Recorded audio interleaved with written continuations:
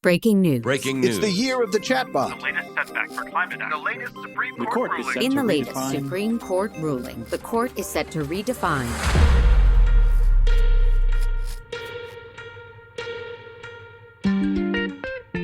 I think one thing we find that organizations don't always do a great job of is, for example, if they have something that they view as not being a strength, they don't always own that, and they're not always honest about it. The biggest word I would say to take away from this is honesty, honesty, honesty. There's a lot of constraints on organizations right now. People get that. People understand financial constraints. But being honest builds trust. Figure out what you can offer and really emphasize that, but be really clear about what you can't. And you really want to make sure you're not making promises that you can't keep.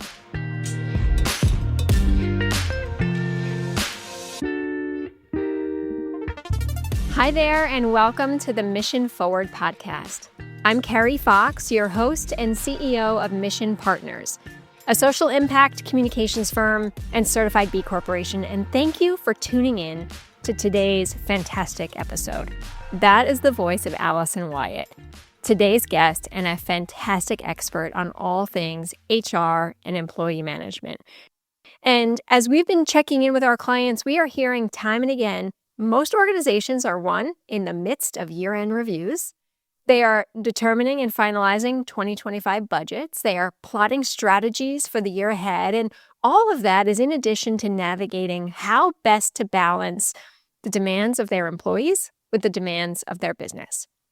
All right, so that realistic planning for what the year ahead can bring, even knowing that there are uncertainties ahead, and doing that while still centering equity and inclusion, centering fair pay, centering benefits that work for everyone, right? These are issues that our listeners care deeply about, but can also feel particularly difficult when business resources are tight. So we have asked a former guest to come back on today, Allison Wyatt, co-founder and managing partner of Edgility Consulting. You might remember Allison from a fantastic conversation we had a while back about fair pay. And today we're going to be talking a little bit more about some new trend analysis and this fantastic diagnostic tool that they have built about understanding some trends across what companies are doing, how equitable they are, what's working and what's not, and what you want to be thinking about in the year ahead. So let me pause again and just remind you all, if you don't remember Edgility Consulting, we are big fans of their work. They are a compensation and talent management firm that partners with clients to build intentional equity. So we are thrilled to have talked with Allison once and talking with her again today. Allison, thanks for coming back on the show. It's my pleasure, Carrie. Thank you for having me. Can we just start at the top? You have done this really interesting analysis, this trend analysis, and I'd love you to just tell us all a little more about it. Yeah, I'd love to just share more about kind of this project that we've embarked on. So we have essentially this tool that we use at the beginning of all of our consulting engagements to learn about what's happening at the organization that we're working with before we dive in and start developing solutions, right? Do some discovery. And it looks at a couple of different things. It looks at staff engagement, but then it also looks at sort of the total value proposition in terms of how people feel about working in that organization. What is the glue that's keeping them there? And I always say, what is the bug repellent that might cause them to leave, right? And how is that different depending on how you identify as an employee, your race, your gender, your tenure with the organization, your management level? We can look at all of those different factors. And then finally, we look at what we call our pillars of equity, which is really testing whether or not your talent practices are communicated transparently, applied with fairness and consistency, and designed in an inclusive fashion. So this report that we've just compiled for the first time ever is essentially a roll-up of all those individual organization level reports so that we for the first time are looking sector-wide in the social impact space to see trends around those three specific areas, so that we can kind of get some insight into what are sort of most organizations doing really well and where are organizations in general struggling. I would love you to share a little bit about the good news and the not so good news about what you found, right? So how do you see companies addressing the issues you just mentioned? How to keep them here and happy? How to continue to be the glue versus the bug repellent? In general, staff are feeling really, really positively about the impact of the work their organization has, regardless of mission area, regardless of size. And in general, they're feeling really positively about their relationships with their colleagues. So they have good connections with the people they work with. They feel really good about the impact that their work is having. Where things start to fall apart more is on how kind of accessible, transparent, and clear their career path is in this space. That's the open question that people are asking. Where do I go from here and how do I get there? So career growth, professional development, getting consistent coaching and feedback. Those are areas that start where things start to break down a little bit more. Total rewards is also in that bucket. Now, one of the things that we find when we do these studies is that doesn't necessarily mean that people are not happy with the amount of pay they're getting. Sometimes it's just that they don't understand how compensation decisions are made. There's no transparency, or they hear about all of these special things that are happening for, specific individuals in the organization, and they don't know why. It seems like lots of exceptions are being made. So sometimes it's a problem with the program and how competitive it is, and sometimes it's just a problem with how it's being administered. So those are kind of the two main challenge areas. I will say, too, that organizational leadership came up in this study, and my hunch is that really is due to the fact that communication and transparency comes from the top, right? And so staff are really craving that from their leaders. They're really craving that, those guiding parameters, consistency and clarity, and just better communication in general. And so I think those things get wrapped up together to a large extent. Okay, cool. So I want to ask you then about those leaders, right? You go in and you do this analysis as a baseline, right? And then you're identifying some items that need some support. And what I hear you saying is that there's some trends. You're identifying the same things over and over again, right? How responsive are the executives to then take action on the growth areas that you're identifying? Really responsive, I would say. I mean, the organizations that are engaging in this work really want to do right by their people. And I think that a lot of times there are, consistent challenges the organizations face. There's a reason why they may not be delivering on, on these specific areas. I think that the biggest thing is honestly one of the reasons why I founded Edgility with my partner, Christina, is that the HR functions in most of these organizations are extremely bootstrapped. And they don't have the internal capacity to have kind of an expert in compensation and an L&D director and somebody overseeing talent acquisition. Oftentimes it's one person, right? Or maybe it's not even a director of talent. Maybe it's like the chief operating officer whose job encompasses talent. And so one thing that I would say is that there's just not a lot of capacity on these teams to take a step back and think really strategically about their HR function, and that the opportunity we give them is to get this data and then spend 3 or 4 months working with us to do exactly that. I think the other thing is that, there's certainly, because you're smushing multiple functions together, typically in an HR function, because of that bootstrapping nature, again, HR is a really broad field. And so sometimes the people leading those functions have good generalist understandings of a talent function, but they don't have deep, specific content knowledge about each specific area within that. And so a lot of times it's just that there are unanswered questions that they haven't been able to have the appropriate thought partner to answer so that they can clarify, codify, communicate it, right? and then apply it equitably. Right. So I think a lot of times it's just giving organizations that support to answer those questions. They're hungry to do it, but they need support and help. So I want to go back to that best practice, because what I see often in a lot of the organizations we work with is they have someone who by default is their HR manager, but not by trade is their HR manager, right? So they're figuring it out as they go along. And it seems like HR is becoming a lot more complicated. So understanding it at depth really matters. And yet some of those same organizations will say, sure, we'd love to have an HR department. We don't have the resources to do it. So I want you to really reinforce that. To me, that feels like a short-term need, right? We're solving for the resources we have today. But the what if, right? What if we don't have the best in terms of the HR, what could happen? So I'd love you either to talk about that, right? What happens when these elements aren't in place, or talk about what it looks like as kind of a best practice in an ideal situation.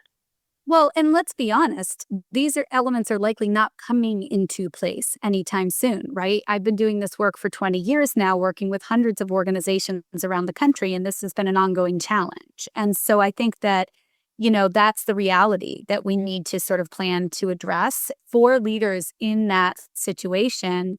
If this is your first at bat, and if you're figuring it out as you go, this is a perfect area to get coaching and thought partnership. And I think that is one of the advantages to a coach or a consultant is, they have that breadth of experience, right? They've seen different strategies applied 100, 200 different ways and can tell you what works, what doesn't, what are the trade-offs, what are the things you need to be thinking about and prepared for, as opposed to just learning as you go, because the stakes are high when you're experimenting with your talent function, right? Like, these are people, and most of the things that you're experimenting with, people have extremely strong feelings about their compensation, their career growth, their PD investment, the quality of management training that their managers get, which is basically their day-to-day support they're receiving. Like, these aren't, we're not talking about implementing a new accounting system and sort of learning it as we go, right? Like, this is complex work. And so I think that if you haven't had that breadth of experience, having some thought partnership is really, really helpful in that situation. And my belief in, and one of the core values we have at Edgility is that we knew from the get-go that in order for us to have impact at scale, we couldn't just be coaching one leader at a time. We had to be building their capacity as we did the work with them. So I think that's the other thing is, if you're in that type of a role and you're looking for help, find a partner that's going to train you in the process, and don't try to outsource it, because you learn a lot and you understand it more intimately if you've played a role in the design process. And there's a lot of good options. There's fellowships. There's so many different ways that you can sort of, get that thought partnership and, insights. But I think that's the thing I would say is, don't shy away from it. Like, lean into learning that function and really digging into the work. So at the top, you talked about some of the things you learned as the baseline of this research, and you uncovered some really interesting insights about inclusion and belonging in the workplace. And I'm thinking about all of the organizations who unfortunately have let go of their formal DEI director or chief diversity officer. And yet the organization still must be thinking about, how do we create an environment that's going to work for everyone, right? And that's across gender, that's across race, that's across even faith. You've started to learn about the importance of ensuring that there is a space that can work for all backgrounds. So I'd love you to talk about that a little bit, right? How businesses can engage more broadly with increasingly diverse workforces. Absolutely. DEIB can never be one person's responsibility, right? It always has to be an organization-wide effort. And so these are things that whether you have a chief level person in that role or not, you should be doing, right? I want to take a moment and talk really just specifically about the question around faith, because I think that over the past 4 to 5 years, and even before that, there's been a lot of focus on race and gender and how those factors intersect with our experience in the workforce, right? And a lot of our DEIB initiatives has been centered around navigating these lines of difference in the workplace. Lots of conversations and book clubs and training and facilitated workshops, right? Which is phenomenal. It's been a huge positive trend over the last several years. What we haven't heard be part of that work is religion, by and large. And so honestly, that finding in the study shouldn't come as a surprise to us, right? And I think that one of the things I would say is that we need to make these conversations part of our broader work around DEIB. So whatever you're doing, if it's, doing trainings, doing dialogue, doing book clubs, whatever that looks like in your organization, if you're just talking about race and gender, I would say now is the time to add religion to the mix. I think particularly in the midst of the conflicts that we're seeing around the globe, these are obviously going to impact people from different religious backgrounds differently, right? The same way that acts of racial hate in the US can impact people from different racial backgrounds differently. So, like the first step is actually quite simple. It's like, just don't leave it out, right? Like include it in the conversation.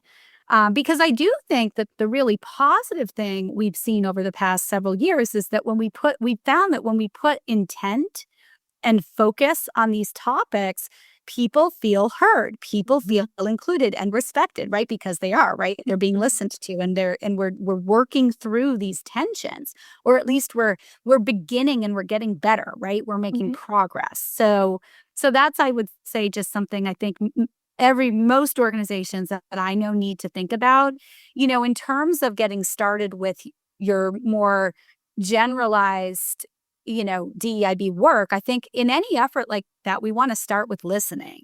So, that's why we do a survey, we do focus groups, we do interviews to really understand where these problems exist in your organization, where do they need to be addressed.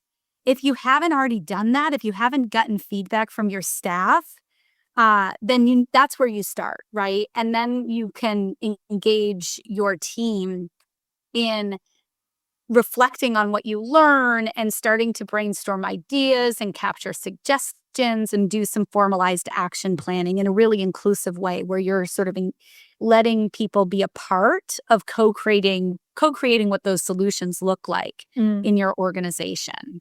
So let's play that out with a couple examples. And what I'm thinking about as I hear you speak is a lot of the norms that exist in businesses that by default may show a bias for one thing or another, right? It's been years since we talked about taking a Christmas break. We take a winter break, right? So simple adjustments to language, but also understanding that many people who have different religions have fasting days, have, right, so many different holidays that exist. And perhaps it's a little more about acknowledging, recognizing, respecting that there are many different ways that people practice their religion and faith. Doesn't mean a company needs to be religious. In fact, that is not what you're saying at all. But creating space to acknowledge and respect is what I hear you saying. Exactly. And I think creating space to allow for, your staff from all different religious backgrounds to feel safe, bringing their whole authentic selves to work, and also to feel supported in taking the time off they need. So we see a lot of organizations doing things like floating religious holidays and things like that to try to be more inclusive, and certainly, not just assuming that the sort of dominant cultural holidays that exist cover the bases, essentially. I want to go back to one other thing that you found in terms of the good news. So I love that your study uncovered that people feel most positive about their work their organization's doing, the impact they're making, the people that they work with. To me, that signals that there's a lot working. Are you seeing anything in that about how organizations have changed how they talk about their purpose and their impact that is now reflected in people seeing and feeling that? Or is it more that employees are just coming naturally into the workforce? New generations of employees are coming into the workforce with that as their default. Well, we've definitely seen this new generation of workers coming into the workforce right now. They're placing an emphasis on impact and social impact specifically. So whether they work in the social impact space or for Netflix or Google or whatever, wherever they are, that is important to this generation. And so that's actually a competitive advantage for the social impact space, right? Because that's the bread and butter of what we do every day. And so I think that what we're finding organizations are doing a good job of is articulating their theory of change, their mission, their vision, and delivering on those services in a way that employees can connect the dots and see a connection between the day-to-day work they're doing and the impact they're making, regardless of whether they're working at a food bank or a college access programming organization or something related to the environment. Like, we're seeing that very much across the board. I think the other thing we're seeing organizations be more savvy about lately is measuring impact and demonstrating impact in both quantitative ways, but also a lot of our clients will do things like showcase stories of impact at their staff retreats and celebrate things that they've achieved and accomplished, specific examples, overarching, big wins, things like that. So there seems to be a lot more emphasis on telling those stories, making sure that there's, really exciting ways of communicating the work they're doing and the difference it's making to their people. All right, we're coming to the end. I've got 2 more questions for you. So first, I want to go back to where we started. I mentioned how to balance the challenges of the workplace while still centering equity. And Edgility has this terrific pillars of equity framework, right? You train leaders on how to apply equity in the workforce. And that's clarity and transparency, fairness and consistency, inclusion and belonging. Tell us a little more about those pillars of equity and why they are all, right? It's not just about one of them working, but why they're all so important to getting an organization to be kind of a best-in-class organization. Clarity and transparency is the foundation because knowledge is power. Making sure that everybody understands your talent programs and policies is just step one, so critical, because if you can't use a benefit that you don't know exists, right? You can't achieve a bar for success if you don't know where that is. You can't strive for a promotion if you don't know what it takes to get there, right? That just becomes happenstance, and that's very frustrating to people. My experience is that this is what frustrates staff the most. Clarity is actually good for employers too. I think people hear this and think, oh, I can understand why that's good for employees, but I actually think it's really good for employers too, because what it forces an employer to do is be really disciplined and actually put in the time and energy to make sure you understand your policies and your programs, to make sure they're aligned with what you're trying to achieve, because you can't communicate something you don't understand, right? And it just reduces frustration and HR issues, right? So you're getting less of that, to deal with, right? In some cases, it also makes sure you get credit for great things you have available. You wouldn't believe how often, we go in and we see this amazing promotion policy, and then we go and talk to staff and they're really frustrated with the fact that they don't have a clear promotion policy. And we're like, wait a second. You have a great program. You need to tell people about it, right? So that's, I think, just the one foundational piece. And this is totally free. Like, you can be clear for free, right? That lends itself to then making an organization feel accountable for being fair and consistent, right? Because once you've been clear about a program and you understand it, now you're actually incentivized to be consistent in applying it. Because if you aren't, people know that, right? And you're going to get less requests for exceptions because now your managers understand it and everybody understands it, right? So nobody feels like I better be the squeaky wheel because if I don't ask, I'm not going to get it, right? And so you take on the responsibility of as an organization of making sure that you are making those programs accessible in a fair way, as opposed to putting that burden on your staff, right? That builds trust, it builds credibility, and it just helps staff feel safe that they know about everything. They can take advantage of it. They don't have to go and try to like figure out the secret formula, right? And then the last piece is about inclusion and belonging. And this is really about how you even design your programs in the first place. This is about making sure that your programs work for everyone, not just the dominant demographic group. And so you need to be designing by including people in that process. You need to be also assessing over time. Does this still, because things are changing all the time, right? We did a survey recently and found that, 50% of LGBTQ plus professionals said that their mental health has been affected by recent anti-LGBTQ plus legislation. Okay. And 35% are looking for their company to provide additional mental health services. So you might have surveyed your staff population 3 years ago and they felt like your mental health offerings were totally adequate. But guess what? The world has changed. And now all of a sudden, that demographic group may feel underserved. And so you have to continue to look at this by demographic group over time if you're really serious about keeping up with the shifting needs of this, shifting chaotic world we live in. So that's kind of I think what inclusion and belonging means is it's giving people a voice in the design, but also in monitoring over time how it's working for them. Yeah. So I just want to reinforce that it's the consistency, that third pillar, right? It's consistency in terms of how you communicate, but it's also consistency in terms of how you listen and how important that is to then what you do with what you hear, right?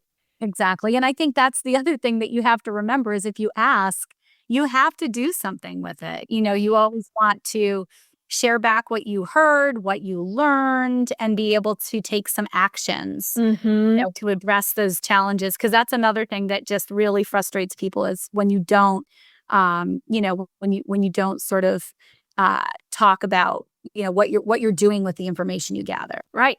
Hence transparency, right? So clarity, transparency, fairness, consistency, inclusion, and belonging all matter and all have to be prioritized. So, all right. So we're coming to the end. We are also coming to the end of this year. So as you are looking ahead, you're thinking about what you're hearing from your clients and community. What should workplace managers and business leaders be doing proactively to support their workforces coming into a new year? So I'm going to share 2 thoughts on this. The first is really simple. And that is that there's just a lot of uncertainty in the world right now. And I think anything that employers can do to just offer steadiness, clarity, predictability is going to help lighten the mental load. Just being a force of stability in very chaotic times will be helpful to staff. And I think if we delve a little bit more deeply into that, because I'm a talent expert, so I always look at things from a talent lens, I think one thing we find that organizations don't always do a great job of is, for example, if they have something that they view as not being a strength, they don't always own that. And they're not always honest about it. And I think that the biggest word I would say to take away from this is honesty, honesty, honesty. There's a lot of constraints on organizations right now. People get that. People understand financial constraints. But being honest builds trust. If you say nothing at all, then what happens is people fill in the blanks and all sorts of perceptions can take root. And so I think being really honest about what you can offer and what you can't is important. I mean, that's why we do this survey that looks at the total value proposition, even if we're just looking at an organization's compensation program, because maybe staff in an organization get the opportunity to work with incredibly high profile projects, right?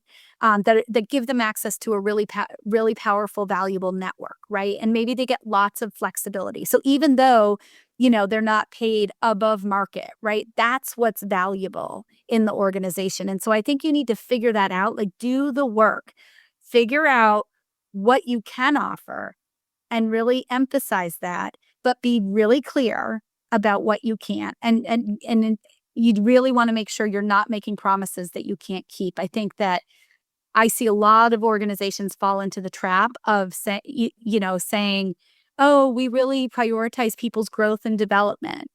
But the reality is they're a really small organization, and most of their staff are going to come for 2 to 3 years, get really exceptional experience, and then move on to go do something else.